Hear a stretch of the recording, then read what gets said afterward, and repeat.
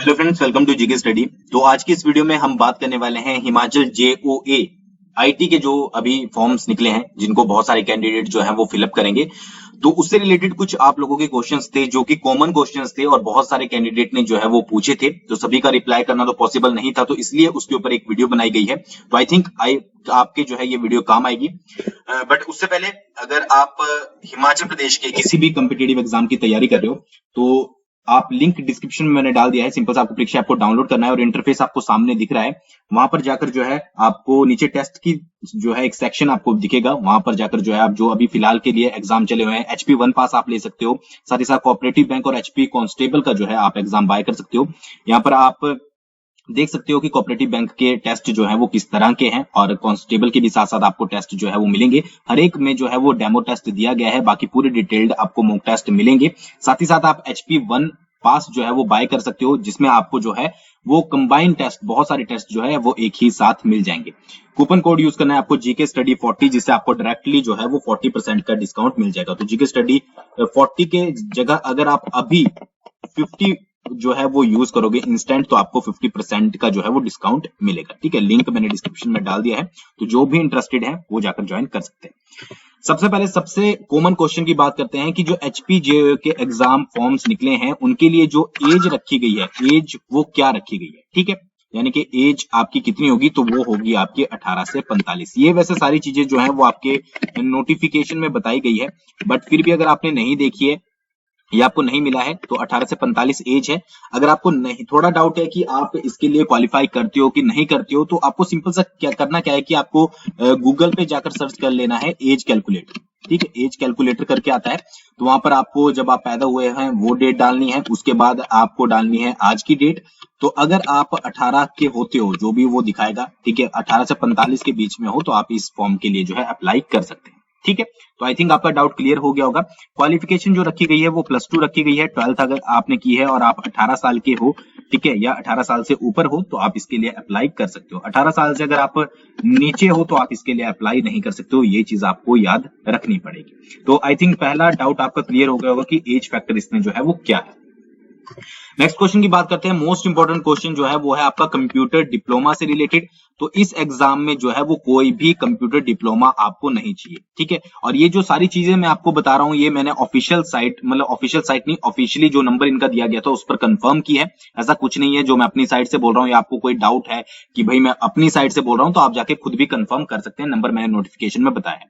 ठीक है, तो वैसे नोटिफिकेशन में लिखा गया है कि कोई भी कंप्यूटर डिप्लोमा नहीं चाहिए, सिर्फ अगर आपने 12th की है, आप 12वीं पास हो, तो आप इसके लिए अप्लाई कर सकते हो।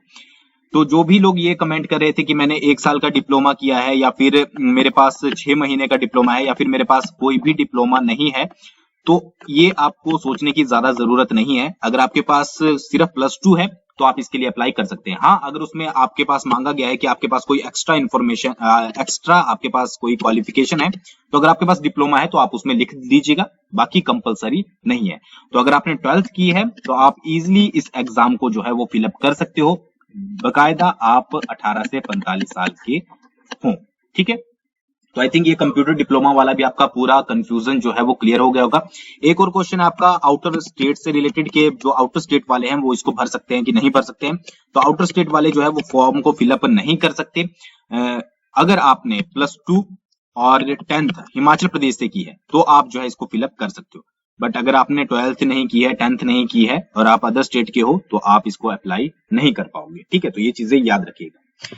नेक्स्ट की बात करते हैं different forms for different posting. तो ये भी बहुत सारे लोगों द्वारा पूछा गया था कि जो पोस्टिंग अप्रोक्स 40+ डिपार्टमेंट में जो है वो आपकी जेओए की पोस्टें निकली है। ठीक है, तो इसके लिए क्या अलग अलग डिपार्टमेंट में आपको फिलअप करना पड़ेगा या फिर एक ही फॉर्म से काम चल जाएगा? तो यहाँ पर सिर्फ आपको एक फॉर्म फिलअप करना है सभी जेओए की पोस्टों के लिए। देखिए, इसका मतलब क्या हुआ? इसका मतलब सिंपल सा हुआ कि एक फॉर्म है आपका एक पोस्ट कोड के लिए। ये तो आप हमेशा से ही करते आए हो। मान लीजिए कोई आपका 556 जैसे एक जेओए का पोस्ट कोड था पहले, तो आप 556 के तहत जो भी पोस्टें भरोगे उसमें आपका एक ही एग्जाम होगा। ठीक है, ये चीज तो आपको पता ही होगी कि एक पोस्ट के अंदर जो है वो एक एग्जाम होता है। तो इसी तरह से आपने देखा होगा कि जो इन सभी जो भी आपके जेओए की पोस्टें निकली है, इन सभी का जो पोस्ट कोड है वो आपका एक ही है। आई थिंक 817 है। अगर नहीं है तो उसके लिए मैं माफी चाहूंगा, बट मुझे जितना याद है तो 817 है। तो उसी के अंडर जो है वो आपकी सारी पोस्टों का एग्जाम होना है, ठीक है। तो उसी के अंडर जो है आपको एक फॉर्म भरना है, ठीक है। एक फॉर्म भर दीजिएगा। किस तरह से सिलेक्शन होगी वो भी मैं आगे डिस्कस करूंगा, बट आपका एक ही फॉर्म भरा जाना है, ठीक है। एक फॉर्म भरिए। फीस जो है आपको मैंने बता दी है, जनरल की 360 है। फीमेल के लिए जो है वो कोई भी फीस नहीं है, चाहे आप किसी भी कैटेगरी में आते हो। और बाकी एससी वगैरह के लिए मैंने आपको बताई है, वो अलग से मैंने डिस्कस किया है आपके नोटिफिकेशन वाले सेक्शन में। तो आई थिंक ये आपको सारा कंफ्यूजन क्लियर हो गया होगा कि आपको जितनी भी जेओए की पोस्ट हैं, मतलब एक पोस्ट कोड, जो भी एक पोस्ट कोड है, मान लीजिए 817 है, तो उसके तहत आपको एक फॉर्म भरना है। बाकी जो डिफरेंट डिफरेंट पोस्ट कोड नीचे दिए गए थे नोटिफिकेशन में, उसके तहत जो है उसके रिगार्डिंग आपको अलग अलग भरने पड़ेंगे। बट जो मेनली जिसके लिए आप भरोगे वो भरोगे, आई थिंक मुझे पता ही है कि जेओए के लिए बहुत सारे बच्चे अप्लाई करने वाले हैं, तो उसके लिए सिर्फ आपको एक ही फॉर्म भरना है, ठीक है। नेक्स्ट क्वेश्चन आपका उसी से रिलेटेड है कि किस तरह से जो है वो आपको रेगुलर पोस्ट मिलेगी, या फिर किस तरह से जो है वो आपकी रैंकिंग डिसाइड की जाएगी। जो अलग अलग डिपार्टमेंट दिए गए हैं, अब एग्जाम तो आपका एक ही होने वाला है, तो किस तरह से जो है वो आपको डिपार्टमेंट अलॉट किए जाएंगे। तो ये जो चीजें हैं वो आपके हाथ में नहीं है, ये सारा डिपेंड करेगा आपका मेरिट के ऊपर। जो भी है आपका एग्जाम है, फिर आपकी इवेल्युएशन है, और फिर आपकी टाइपिंग है। टाइपिंग वैसे क्वालिफाई नेचर की होती है, बट फिर भी इसका बहुत फर्क पड़ेगा, क्योंकि और कोई रास्ता यहाँ पर नहीं है, ठीक है। अलग अलग डिपार्टमेंट है। तो जितना मैंने उनसे कंफर्म किया था, मैंने डिटेल में इसके बारे में बात की थी, तो उन्होंने कहा है जो रेगुलर की पोस्ट है, जैसे फॉर एग्जांपल आपकी 25 पोस्ट है एक्साइज डिपार्टमेंट में रेगुलर की हैं, तो जो भी मेरिट लिस्ट में, जब भी आपकी फाइनल मेरिट लिस्ट जो आएगी, यहाँ पर बात हो रही है फाइनल की, यहाँ पर एग्जाम की मेरिट लिस्ट की बात नहीं हो रही है, यहाँ पर टोटल की बात हो रही है। जो भी आपकी फाइनल मेरिट लिस्ट आएगी, उसमें जो टॉप पर जो है 25% होंगे, उनको दिया जाएगा आपका रेगुलर पोस्ट है, ठीक है। उसके हिसाब से बाद में जो है आपको डिपार्टमेंट दिए जाएंगे, ठीक है, यानी कि जहां जहां पर जो है वो पोस्टें की जाएंगी, ठीक है। तो 1160 के करीब जो है आपकी जेओए की पोस्टें हैं। 1160 में आपकी इतनी मेहनत होनी चाहिए कि 1160 में आपका नंबर आना चाहिए। डिपार्टमेंट आपको कोई भी मिले, या तो आपकी बहुत कोशिश ऐसी होनी चाहिए कि आपको रेगुलर पोस्ट मिले, या फिर अगर आपको ये है कि आपको सिर्फ जॉब ही चाहिए, ठीक है, यानी कि पोस्टें आप मतलब कॉन्ट्रैक्ट बेसिस पे भी आप काम करने में कोई आपको दिक्कत नहीं है, ठीक है। वैसे होनी भी नहीं चाहिए, क्योंकि अगर बहुत सारे लोग ये भी पूछ रहे थे कि कॉन्ट्रैक्ट बेसिस के बाद होता क्या है, तो आप जैसे ही अगर आपकी सिलेक्शन जेओए के लिए हो जाती है, 3 साल का आपका कॉन्ट्रैक्ट पीरियड होता है, उसके बाद आप जो है वो रेगुलर हो जाओगे, ठीक है। ऐसा नहीं है कि आपकी जॉब छूट जाएगी, आपको निकाल देंगे, वो आउटसोर्स होता है, ठीक है, जिसमें आपके चांसेस होते हैं बाहर निकलने के। ये आपका कॉन्ट्रैक्ट है, तो 3 साल का कॉन्ट्रैक्ट होता है, उसके बाद आप रेगुलर हो जाते हो। बट इसमें जो 25 पोस्ट रेगुलर की है, उसमें कोई भी कॉन्ट्रैक्ट पीरियड आपका नहीं है, उसमें डायरेक्टली आप रेगुलर हो गए। तो अगर मेरिट लिस्ट में आप 25 में आ जाते हो, तो आप रेगुलर पोस्ट पे आ जाओगे, नहीं तो आपको कॉन्ट्रैक्ट तो मिलेगी। मतलब मेन मोटिव आपका ये रहेगा कि आपको 1160 के अंदर आना है, ताकि आपको जॉब आसानी से मिल जाए, और 3 साल के बाद आप ऑलरेडी रेगुलर हो जाओगे, ठीक है। सारा कुछ डिपेंड करता है आपकी मेहनत के ऊपर, ठीक है। जितनी भी आप तैयारी करोगे, अच्छे से करोगे। बुक्स की बहुत सारे लोग ये भी पूछ रहे थे, बुक्स और आपका डिटेल्ड सिलेबस।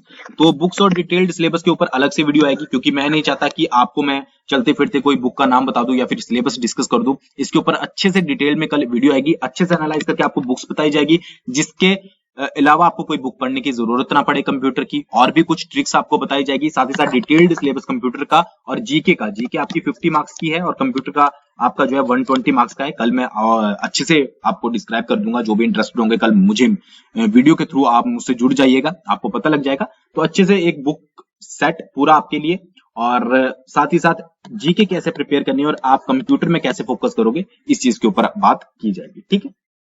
तो ये क्वेश्चन भी आई थिंक आपका क्लियर हो गया होगा कि किस तरह से आपको डिपार्टमेंट मिलेंगे और किस तरह से आपकी जो है वो पोस्टिंग की जाएगी। उसके बाद बात करते हैं कट ऑफ की। कट ऑफ आपकी जो है वो क्या रहने वाली है। वैसे तो मैं आपको एक एग्जाम की, जो जेओए का एग्जाम हुआ है प्रीवियस में, 556 आई थिंक कोड है, उसकी भी कट ऑफ दिखाऊंगा ऑफिशियल। बट अगर इस एग्जाम की बात करें, देखिए पोस्टें जो हैं वो आपकी हैं टोटल 1160, और ये चीज आपको भी पता होगी कि बहुत सारे कैंडिडेट जो हैं वो इसके लिए आपके लिए अप्लाई करने वाले हैं, इस पोस्ट के लिए, यानी कि लार्ज अमाउंट ऑफ कैंडिडेट इसके लिए अप्लाई करेंगे। 12th पास क्वालिफिकेशन है, कोई भी आपके पास यहाँ पर कंप्यूटर डिप्लोमा इसमें नहीं मांगा गया है। तो आपको पता ही है कि 18 साल से लेकर 45 साल तक एज है, तो कितने सारे जो है वो इसके लिए अप्लाई करने वाले हैं, ठीक है। ये चीज आप अच्छे से जानते होंगे। और कंपटीशन जिस हिसाब से बेरोजगारी है, जिस हिसाब से ये साल गया है, उस हिसाब से आप अच्छे से मान सकते हो कि कंपटीशन जो है वो बहुत ज्यादा बढ़ने वाला है। तो यहाँ पर कट ऑफ की अगर मैं बात करूं, आपका टारगेट क्या होना चाहिए, तो आपका टारगेट होना चाहिए 70 प्लस। अब बहुत सारे लोग इसमें ये भी बोलेंगे कि भाई 70 प्लस लाना इतना आसान तो है नहीं, ठीक है। मैं आपके टारगेट की बात कर रहा हूं, अगर आप मेहनत करोगे तो सब कुछ हो सकता है। आपका टारगेट होना चाहिए 70 प्लस, की मुझे 70 प्लस से ऊपर आने चाहिए मेरिट, फिर चाहे आपकी 65 प्लस जाए या फिर 60 प्लस जाए या फिर कितनी भी जाए, आपका टारगेट 70 प्लस होना चाहिए कि भाई 70 प्लस से मेरे मार्क्स ऊपर आए, ठीक है। तो अगर आप वर्क करोगे, आपको पता ही है कि 120 कंप्यूटर के क्वेश्चन आने हैं, 50 जीके के आने हैं, ठीक है। तो इसके ऊपर अगर आप अच्छे से वर्क कर लो तो आपके चांसेस जो हैं वो बहुत ज्यादा बढ़ जाएंगे, ठीक है। तो आपका टारगेट क्या रहना चाहिए, 70 प्लस। अगर आप बहुत ज्यादा मेहनती हो तो आप आगे भी बढ़ सकते हो, बट हर एक का टारगेट, जिस हिसाब से कंपटीशन है, जिस हिसाब से बच्चे फॉर्म भरोगे, उस हिसाब से आपका टारगेट होना चाहिए 70 प्लस, कि मैं 70 प्लस के ऊपर रहूं, ताकि थोड़ा बहुत आपको ये रहे कि हाँ मैं 1160 में आ सकता हूं, ठीक है। बाकी मेरिट ऐसा नहीं है कि बहुत ज्यादा भी जा सकती है, डिपेंड करता है कि पेपर कैसा सेट होगा, उसके हिसाब से मेरिट जाएगी। बट आपके लिए मैं बोल रहा हूं, आपकी जो तैयारी होगी वो दिमाग में नंबर अच्छे से सोच कर होगी कि इतने नंबर तो मैंने क्रॉस करने ही है। सिलेबस आपको कल बता दिया जाएगा डिटेल्ड में, बुक्स भी बता दी जाएगी, आपको पूरा डिटेल में पढ़ना है, कंप्यूटर तो स्पेशली, क्योंकि कंप्यूटर का ही इसमें सारा काम है। उसके बाद आपको टाइपिंग की प्रैक्टिस भी जो है वो साथ साथ करनी है, वो मैं कल की वीडियो में जो है वो डिस्कस करूंगा, ठीक है। अब यहाँ पर देखिए, एक रिवाइज्ड कट ऑफ आई थी, कट ऑफ मार्क्स जो है वो फाइनल लिस्ट थी, ठीक है। Post code junior office assistant का पोस्ट कोड जो 556 था, उसके तहत जो है ये एग्जाम हुआ था। अब इसमें अगर आप मेरिट देखोगे तो यहाँ पर जर्नल की अगर बात करें यूआर की, तो 41 जो है वो मेरिट गई थी। ये फाइनल मेरिट है, यहाँ पर मैं एग्जाम की बात नहीं कर रहा हूँ। एग्जाम की मेरिट अलग लगेगी, उसके बाद आप इवेल्युएशन में जाओगे, उसके बाद आप टाइपिंग पे जाओगे, ये आपकी तीनों के मिलाकर जो है फाइनल है। वैसे टाइपिंग में तो कोई मेरिट नहीं होती, बट फिर भी मैं बोल रहा हूँ तीनों को मिलाकर ये फाइनल है। तो फाइनल जो थी वो 41 थी, जनरल बीपीएल की जो थी वो 38 थी, मतलब 41 से सारी जो है आपकी नीचे थी। यहाँ पर एसटी जो आपके यूआर थे उनकी 42 थी, ठीक है, मतलब 50 से जो है वो डाउन थी।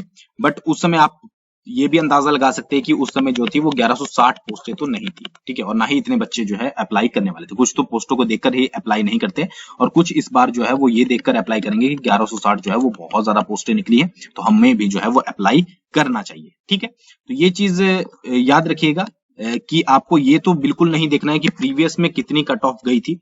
आपको सिंपल सा है कि अपने माइंड में क्लियर करके चलना है कि अगर पेपर जो है वो 85 मार्क्स का है, ठीक है, जो कि 85 का ही है, तो इसमें से कितने ज्यादा से ज्यादा मार्क्स जो है वो मैं लेकर आ सकूं, ठीक है। उसके लिए आपको क्या करना पड़ेगा, अच्छे से तैयारी करनी पड़ेगी, जिसके बारे में हम अगली वीडियो में बात करेंगे, यानी कि कल बात करेंगे डिटेल में। बाकी आपको कोई भी क्वेश्चन हो सिलेबस से रिलेटेड या बुक से रिलेटेड, वो तो मैं कवर कर ही दूंगा। उससे अलावा भी कोई क्वेश्चन आपका बच गया हो तो कमेंट कर दीजिएगा, कल की वीडियो में आपको मिल जाएगा। तो आई होप आपको ये वीडियो पसंद आई होगी। वीडियो को जो है जरूर शेयर कीजिएगा। थैंक्स फॉर वॉचिंग, बहुत जल्दी मिलेंगे नेक्स्ट वीडियो के साथ।